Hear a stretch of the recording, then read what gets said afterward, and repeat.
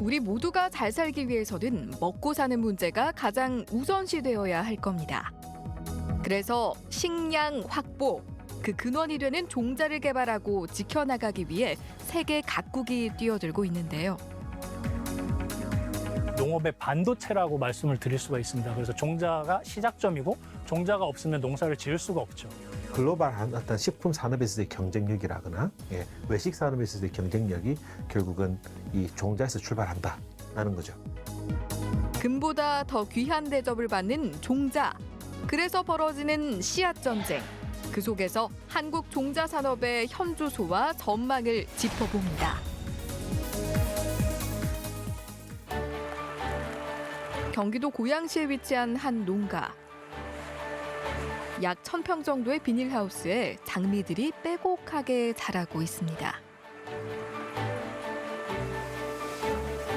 철을 가리지 않고 수확이 가능해 이곳에서만 한 해 1억 3천만 원 정도의 수익을 가져다 준다는 이 꽃은 국내뿐 아니라 해외에서 더 인기 많은 국산 장미 딥퍼플이라는 품종입니다.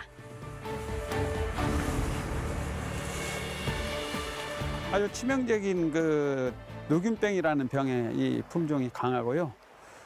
그리고 일단은 국산 품종이기 때문에 주당 1유로씩 나가는 로열티가 안 나가고 또 이제 수량이 많이 나와서 좀 일은 힘들지라도 또 수입이 괜찮고요. 딥퍼플은 경기도 농업기술원이 개발해 농가로 확산됐는데요. 대표님 안녕하세요. 예, 안녕하세요. 모두에서 오시느라고 예. 고생하셨습니다. 재배하시는데 불편하신 점은 없으세요? 네, 불편한 건 없습니다. 이놈이 효자입니다. 예. 꽃이 색깔이 아주 잘 나오면서 아주 잘 키우셨네요. 감사합니다. 보시면 요 장미가 투톤 컬러로 되게 화려한 컬러를 나타내고 있고요. 줄기에는 이렇게 보시는 것처럼 가시가 전혀 없습니다. 그래서 농가에서 있는 꽃을 자르거나 뭐 어떤 작업을 할 때도 편리하고 플로리스트들이 꽃을 잘라서 꽂거나 뭐 이런 걸 작업을 할 때도 가시에 찔리지 않기 때문에 작업하기가 훨씬 수월하죠. 2014년 해외 품종으로 출원돼 현재까지 539만 주 이상 수출된 딥퍼플. 그 로열티만 해도 약 11억 원이라는데요. 오랜 시간 품종 개량과 수확량 개선에 노력한 결과 든든한 수출 효자 품종을 탄생시켰습니다. 현재까지 저희가 네덜란드에 종묘를 판매할 정도로 화훼 6종, 장미 6종에 관한 기술은 그만큼 발전되어 있는 상황이고요. 국내에서도 민간 육종가라든지 아니면 저희처럼 이제 기관에서 육종하는 기관들이 그만큼 수준이 많이 높아졌기 때문에 그런 정부 지원이나 이런 것들을 계속 받고 앞으로의 이런 노력들이 계속 된다면 그 화훼 종묘 시장에서 우리나라가 더욱 발전할 수 있을 거라고 생각하고 있습니다. 다양한 종자들이 자라나면 모이는 곳. 식재료들을 만날 수 있는 대형마트죠. 과일이나 채소 등 신선식품들이 싱싱함을 뽐내며 가지런히 진열돼 있는데요. 식구들 입에 들어가는 만큼 하나를 고르더라도 신중에 신중을 더하는 게 부모 마음이겠죠. 이제 전국에서 온 식재료들이 다 모였습니다. 어떤 것들은 맛있는 반찬 재료로, 또 어떤 것들은 보글보글 찌개 속으로 저마다 맛과 영양을 더하며 요리에 활용되는데요.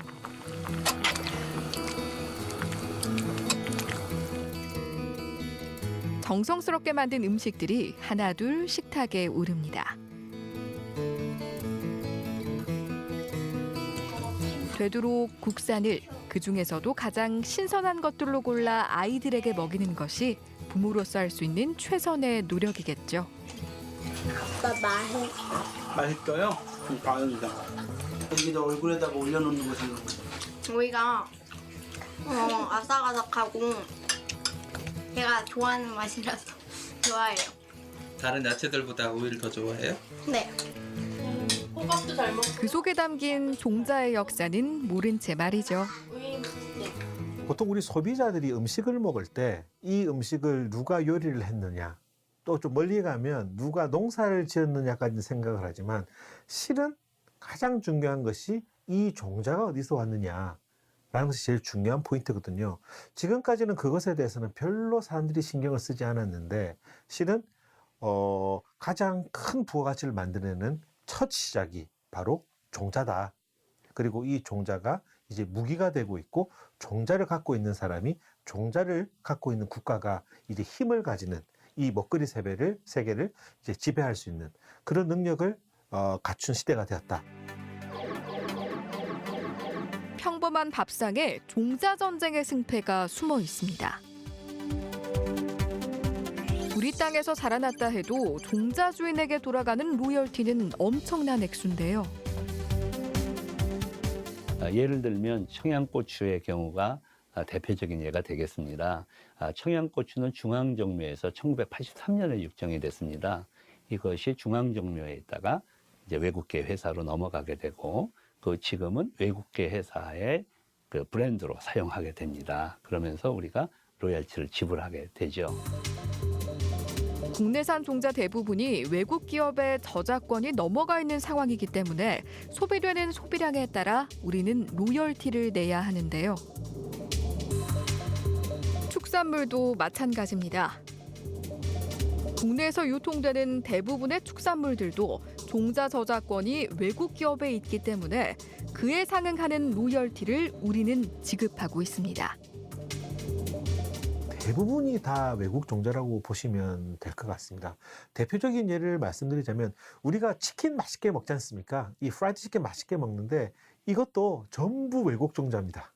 우리가 그 먹고 있는 프라이드 치킨의 거의 100%가 실은 다 외국 종자고 우리가 그 프라이드 치킨을 한 마리 먹을 때마다 종자 비용이 외국 기업으로, 종자 기업으로 나간다고 보시면 될 것 같습니다.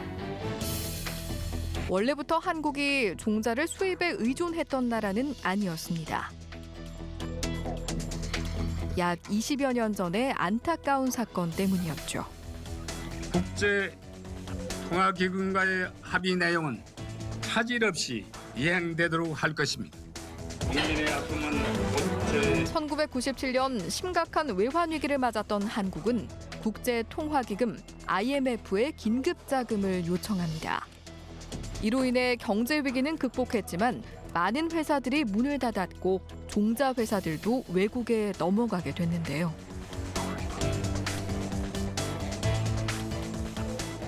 우리나라가 1996년, 즉 IMF 전까지만 해도 외국 종자 점유율이 우리나라에 14%밖에 안 됐었습니다. 근데 IMF가 일어나면서 그 당시 흥농종묘, 서울종묘, 중앙종묘와 같은 그러한 중요 종자 회사가 M&A에 대해서 넘어가면서 우리나라에 이 많은 종자들이 외국계 기업으로 넘어가게 됩니다. 실제로 IMF 이후 국내 토종 종자의 시장 점유율은 반 이상 줄었고 수입 종자는 4배 이상 늘어났습니다. 종자의 그 산업적 중요성을 보면 경제적 가치로 보면 크지 않습니다. 예를 들어 배추의 경우에 종자 한 알의 가격은 한 3에서 5원밖에 안 됩니다. 그렇지만 이것을 농민이 이걸 심고 그다음에 소비자가 배추를 시장에서 사서 또는 김치를 담거나 이러면 그게 몇천 원이 되죠. 그래서 부가가치가 1000배 이상 이렇게 올라가게 됩니다. 종자는 바로 부가가치를 높이기 위한 원재료로서의 가치를 가지고 있습니다. 질 좋은 종자 하나가 한 해 농사를 결정지을 만큼 중요한데요. 그래서 종자는 농업의 반도체라 불리며 그 가치를 뽐내고 있습니다. 실제로 파프리카 종자가 비슷한 무게의 금보다 무려 4배가량이나 비싼데요.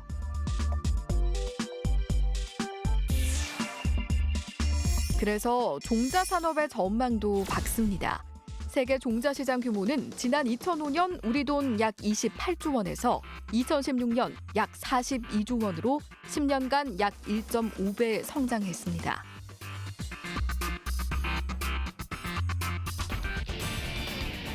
그렇다면 세계 종자 시장의 판도는 어떻게 나뉘어 있는지 그 속에서 한국의 위치는 어느 정도일까요?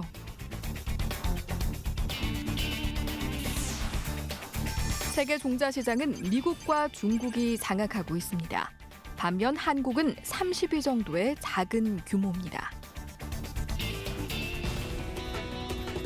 우리나라 모든 종자들을 모아놓은 국립농업과학원의 종자은행. 이곳에서는 농작물 종자를 수집해 특성과 목적에 맞게 중기, 장기로 보관하고 있는데요.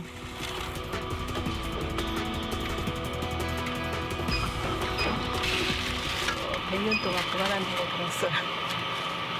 지금 제가 하고 있는 거는 보리를 수원과 전주의 장기 저장고에 보관할 자원을 따로따로 일정 양을 넣어놓을 거예요. 엄청난 양의 유전 자원들이 철통 보안 속에 보관돼 있었습니다. 여기 중기 저장고가 되겠습니다. 모든 농작물 22만 5천 자원이 보존되고 있습니다. IT 263, 568 같은 경우에는 제주도에서 수집한 제주 준저리 콩이라는 거고요.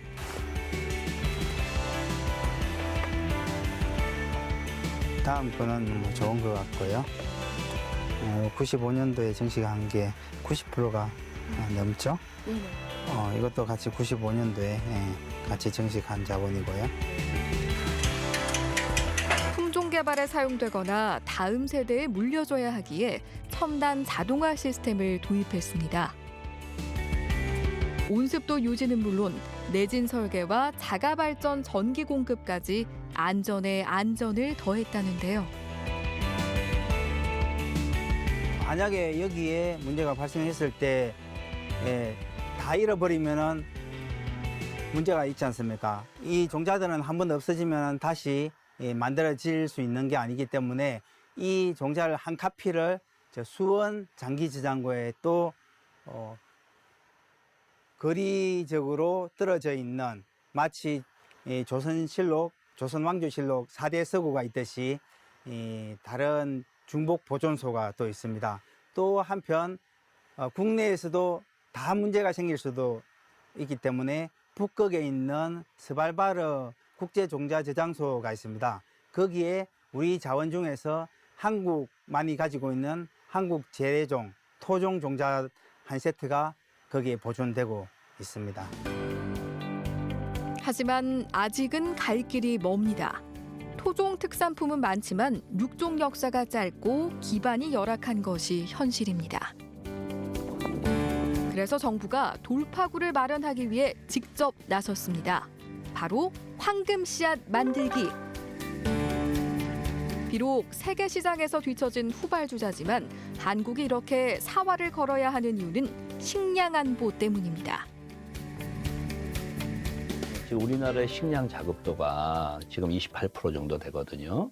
그러니까 식량 자급도가 28%라는 얘기는 거의 4분의 3 정도는 수입을 한다는 얘기가 됩니다. 뭐 그럴 일이 없겠지만 만약에 전쟁이 난다든지 해갖고 곡물선이 안 들어오게 되는 경우, 그러면 우리나라는 거의 그 3개월치밖에 없고 5천만 국민이 먹고 살기가 힘들어지는 상황이 됩니다.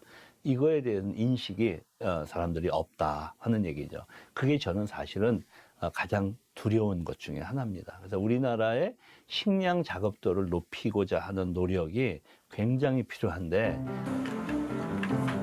골든시드 프로젝트는 2012년부터 10년간 약 5천억 원이 투입된 사업입니다. 농수축산업의 모든 생명자원에서 우리의 종자 주권을 찾고 수출로 이어지도록 하기 위해 민간과 정부가 함께 힘을 모아 기반을 구축해 나가고 있습니다.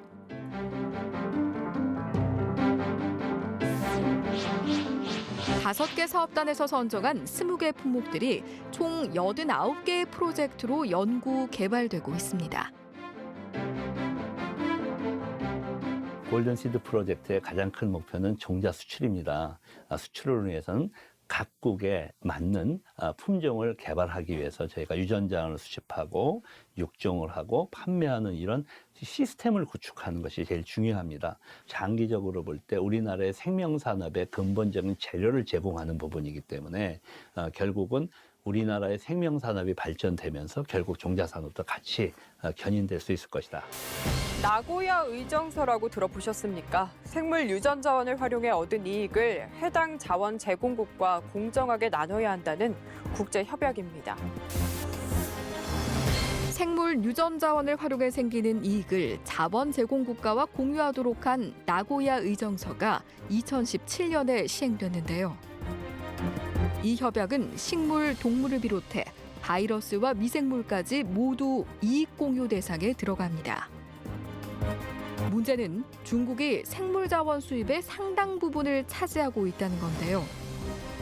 중국이 사드 보복처럼 작정하고 나선다면 최악의 경우 로열티가 조단위에 이를 수 있다고 전문가들은 예상합니다. 종자 전쟁에 기름을 부은 건데요. 이제는 상품을 개발할 때 사용되는 유전 자원이 어느 나라의 소유인지를 꼭 알아봐야 합니다. 나고야 의정서가 발목을 잡을 수도 있기 때문이죠. 나고야 의정서는 유전 자원을 이용해서 상업적으로 이익을 내면은 그 이익의 일부를 유전 자원을 보유하고 있는 그 국가에 이익을 공유해야 된다는 게 나고야 의정서입니다. 그렇기 때문에 종자 산업 분야에서 지금까지 외국 원산 씨앗을 많이 이용하여 상품을 개발하던 그런 기업에서는 좀 심각하게 받아들이고 있습니다. 현재 가장 시급한 것은 토종 종자 개발. 국내 종자 산업의 대표 기업 중 하나를 찾아가 봤습니다.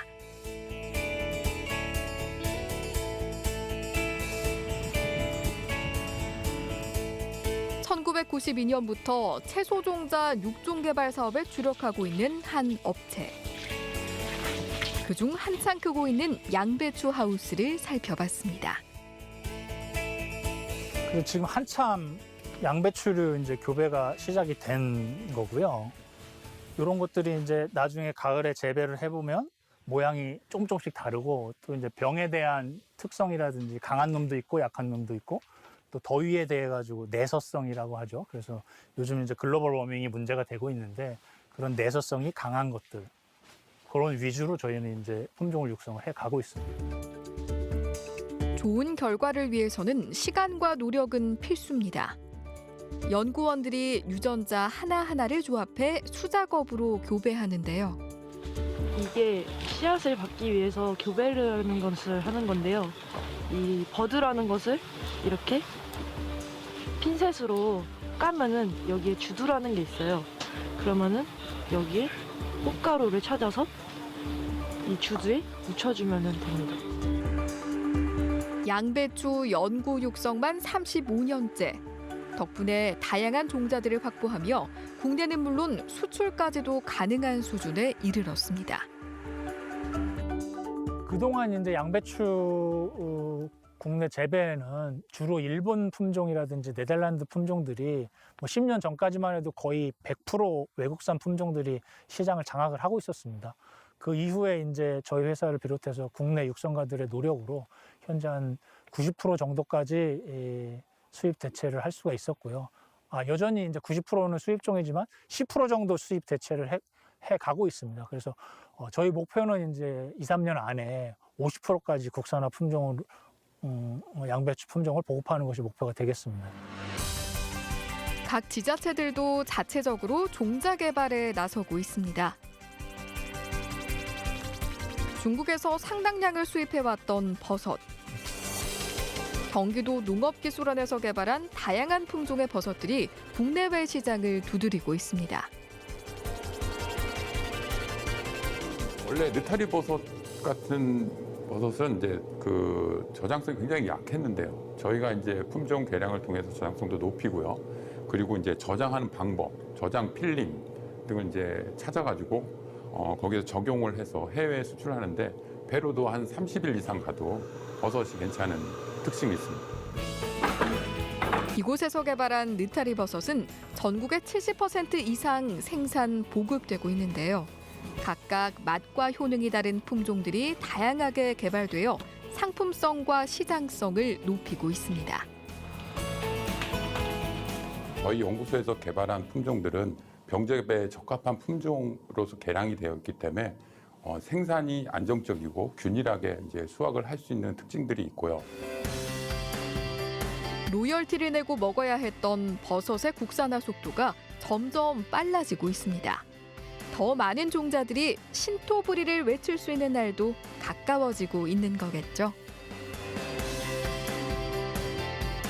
씨를 뿌리면 싹이 나고 꽃이 피고 열매를 맺는 자연의 이치에 경제 논리가 적용되고 있습니다. 치열한 종자 세계에서 뒤늦게 달리기 시작한 한국의 미래는 어떤 모습일까요?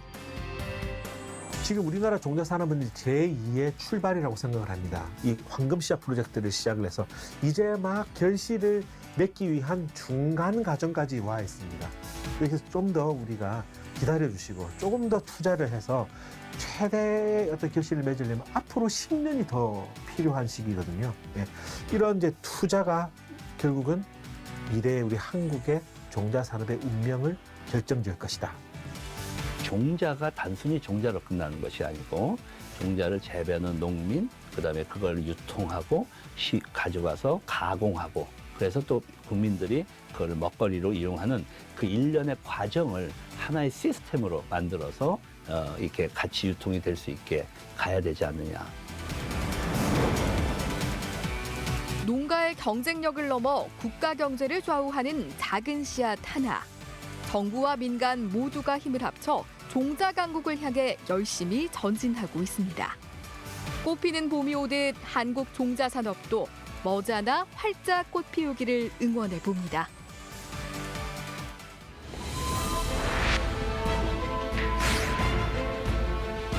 학생이 없어갖고 맨 노인네들이지 뭐 여기는. 여러 가지 그 파급 효과를 따지면은 연간 한 700억 정도의 내다보는 분들도 있거든요.